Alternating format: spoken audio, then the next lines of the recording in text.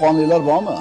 Qo'qonlar shunaqa mashinani kirasiga qilib yangi qilib qo'yadi, havas qiladigan odamlar bizni o'shlilar o'chirib turar edi 1 oy, 2 oy.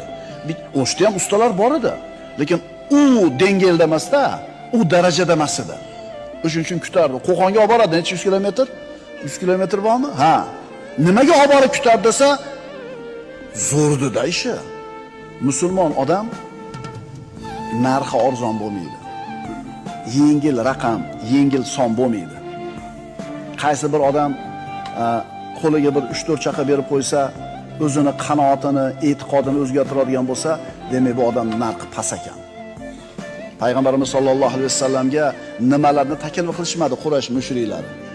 Podshoh bo'l, pul yig'ib beraylik, 10 ta qizimizga uylab qo'yaylik, sayyid bo'l,